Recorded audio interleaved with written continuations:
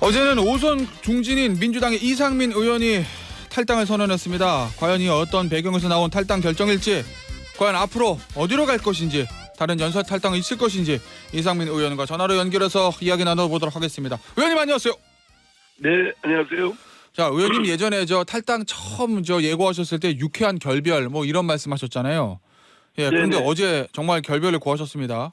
이 탈당 네네, 선언한 그렇습니다. 결정적 이유는 이거다라고 한 말씀 해주신다면 뭐가 있을까요? 이재명 사당이 됐고요. 예, 또 개딸들 강성 소위 지지자들이라는 분들이 당을 점령해서 당내의 공론의 장을 완전히 그냥 틀어막았고, 예, 그리고 당의 여러 가지 도덕성 실추되는 것들이 많은데도 불구하고 그런 자정 기능이 그냥 멈춰 서 있고, 최근에 무슨 아주 희한한 발언들이 있어도 예. 당에 그냥 그럭저럭 넘어가고 있지 않습니까? 예. 이런 것들이 계속 만연돼 있어서 도저히 고쳤을 수 없는 상황이다. 공당으로서의 역할이 없다. 그렇다고 제가 나름 그 줄곧 노력을 했습니다만, 예, 그러한 노력은 거의 반응도 없고 또 제가 외칠 공간도 없고, 예, 그렇다면 더 이상 거대 정당이라는 그 온실 속에서 있을 수는 없겠다. 예. 나오든지 그만두든지 해야 되겠다. 이래서 결별을 하게 된 겁니다. 자, 의원님. 근데 사실은 그 문제를 의원님이 지적하신 게 어제 오늘 일은 아니잖아요. 그런데 네네, 이제 그렇습니다. 탈당 선언을 하셔서 혹시 어떤 직접적인 계기가 되는 사건이 있었나 해서 제가 궁금해서 질문드린 건데요. 혹시 지금 말씀하신 대로 예, 오랫동안 계속 지속적으로 해왔고, 예, 근데 도저히 이거에 대한 어떤 개선의 여지나 공간이 없고, 예, 특히 이재명 대표의 영장이 기각되고 지난번 강서구청장 보궐선거 이후 더 이재명 대표 체제의 어떤 개선이 이루어지기보다는 더 공고화됐고, 더 이재명 대표의 거의 유일 그런 체계가 예. 아주 강고히 돼서 저 같은 사람이 얘기하는 거는 이제 아예 공간도 없을 정도고, 그렇다면 더 있어야 될 이유가 뭐가 있겠습니까? 의원님. 그냥 예. 당에서 거대 정당의 온실 속에 있다는 것 말고는 어떤 당을 바꿔볼 수 있는 개선의 여지가 조금도 없기 때문에, 예, 의원님. 제가 예. 말씀드린 대로 도저히 저로서는 뜯어고칠 수 없는 상황에 이르렀다 판단에 이른 겁니다. 혹시요, 김용 전 민주연구원 부원장이 5년 유죄 선고받고 법정 구속됐잖아요. 네네. 그 판결, 그러니까 당시에 이 경선 자금으로 불법 정치 자금을 받았다, 재판부에서 이렇게 판단한 부분, 이게 좀 영향 좀 끼치셨나요? 탈당하시는데? 그거는 충분히 우리 김태현 변호사님도 다 법률가시고 다 아시지만, 저도 법률가 출신으로서 충분히 예상 가능했던 그런 판결입니다. 예, 사실은 그게 유죄 판결이 날 것이다라는 것은 저는 거의 제 확신에, 법률적 확신에 근거하고 있었고요. 그것이 뜻밖의 판결이라고 생각되지 않았고, 그것 때문에 저의 더불어민주당과의 결별을 결심하게 된 주요 동의는 아닙니다. 알겠습니다. 역시 예상하셨겠지만 탈당 이후에 당내에서는 많은 비판이 나오고 있습니다. 비판의 가장 많은 비판들 두 개를 제가 하나를 좀 정리를 해보면, 하나는 이거거든요. 국회의장 하려고 그러는 거 아니냐, 이런 비판들이 있던데, 이 부분에 대해서는 어떻게 보세요? 아니, 국회의장 하려고 하면은 더불어민주당이 잘 돼서 일당이 돼가지고 거기서 있는 게 저한테 도움되지 않겠습니까? 제가 당을 더불어민주당과 이 결별을 해서 지금 무소속으로 가 있으면 정말 춥고 외롭고 들판에 나가 있는 건데, 어떻게 의장가 되려고 당을 나가겠습니까? 난 그 논리는 잘 이해가 되질 않습니다. 알겠습니다. 그리고 하나 더 있어요, 의원님. 이런 비판을 많이 하더라고요. 이거는 사실은 탈당하는 의원들에게는 항상 나오는 비판이긴 한데, 먹던 우물에 침 뱉지 마라. 이 탈당 선언문에서만 민주당하고 이재명 대표를 강하게 좀 비판하신 이 부분에 대한 좀 반론인 것 같거든요. 아니 먹던 우물에 침을 뱉는 게 아니라 비판을 하는 겁니다. 예. 그러니까 그런 이재명 대표에 대한 비판을 마치 당을 흔드는 것이다. 당이다. 그러면 대통령에 대한 비판은 국가를 흔드는 겁니까? 그건 그렇지가 않지요. 예. 당과 이재명 대표를 동일시하면 안 된다. 아니 그러면 그게 말이 민주정당에서 말이 되나요? 민주국가에서 민주사회에서 개인과 또 조직을 동일시하는 것은 그건 잘못된 것이라고 생각되고요. 예. 그리고 비판이라는 것은 당연히 누구의 공직을 맡고 있으면 비판은 열려 있는 것입니다. 예. 그거를 내부 비판이다, 총질이다 이렇게 하는 것은 지금의 여권이나 야권이나 본질적으로 다를 바가 뭐가 있겠습니까? 알겠습니다. 사실 저 원칙과 상식을 만든 4명의 의원하고 이상민 의원도 사실은 이재명 대표의 체제에 대한 비판은 똑같이 많이 해오셨는데 현재까지 행보는 좀 달라요. 이상민 의원은 탈당하셨지만 원칙과 상식 의원 4명의 의원은 일단은 선을 긋고 있거든요. 이 탈당 선언 하신 이후에 그 원칙과 상식 4명의 의원과 어떤 연락이라든지 이런 거 좀 있으셨습니까? 예, 전부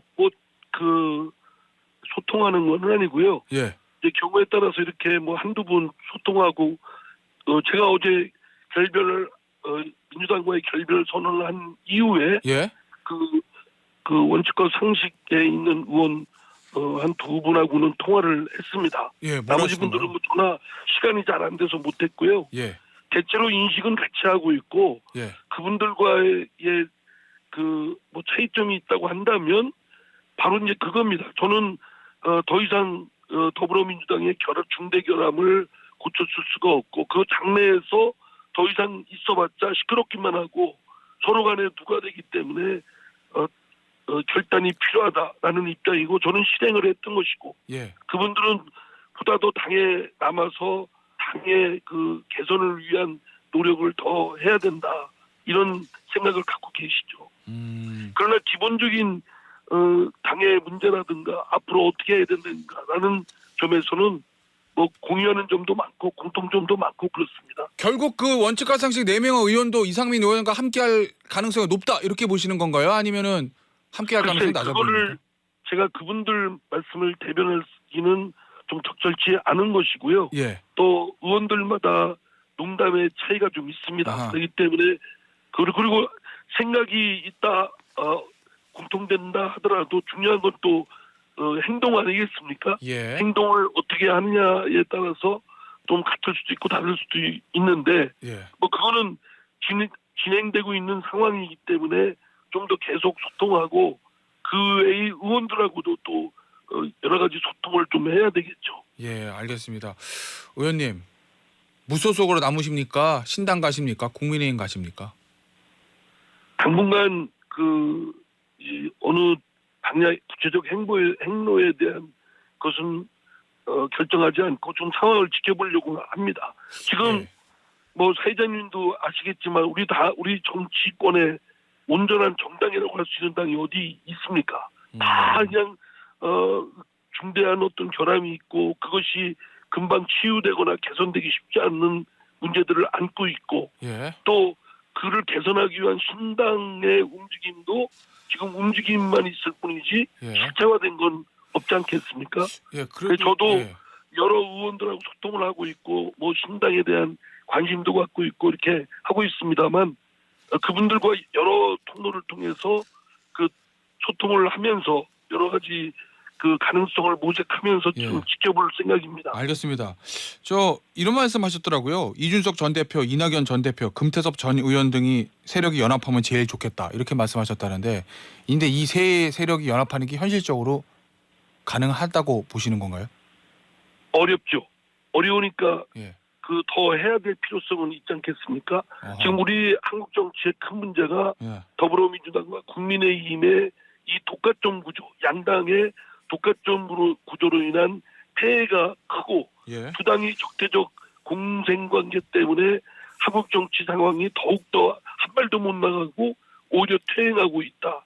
그렇다면 좀 더 유능하고 스마트한 제3, 4의 정당이 등장을 해야 되는데 예. 두 당에 비해서는 세력이 미약합니다. 예. 조직적으로도 그렇고 사람 인물군도 그렇고 그렇다면 달리 방법이 있겠습니까? 여러 미약한 정치 세력들이 연합을 해야죠.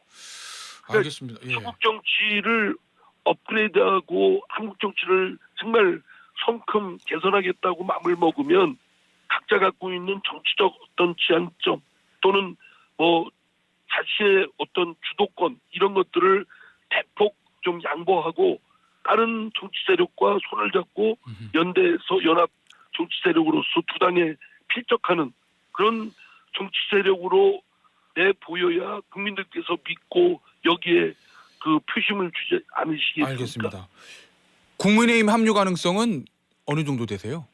저는 지금으로서는 전에도 계속 줄곧 말씀드렸습니다만 예. 무소속부터 국민의힘 입당 또는 뭐 새로운 신당에 같이 참여하는 거 뭐 이런 모든 가능성을 다 열어놓고 있고요. 예. 또 민주당의 내에서도 지금 말씀하신 소위 비명계 또는 이낙연 전 대표의 그런 민주당을 재건하려는 또 움직임까지 있기 때문에 예. 이런 상황들을 지켜보면서 제가 또 할 역할이 있다면 거기에 또 참여하면서 그 추후 결정할 생각입니다. 그래도 좀더 의원님 수고가 필요하다고 생각합니다. 뭐 당연히 숙고를 하셔야 되겠지만 이 저 탈당이라는 결단을 하시기 전에는 나름대로 어느 정도 앞으로 어떻게 할 것이다 시나리오를 좀 생각을 하셨을 것 같아서요. 제가 드리는 질문이거든요. 물론 내심으로는 뭐 이런 생각 저런 생각 다 따져보고 또 저의 정치적 이해득실도 생각하고 아유, 당연히 저의 그러셔야죠. 정치적 목표와 비전을 펼쳐가는데 예. 어디가 좀 더 최적화되고 합당한가 이거 생각하지 않겠습니까? 예.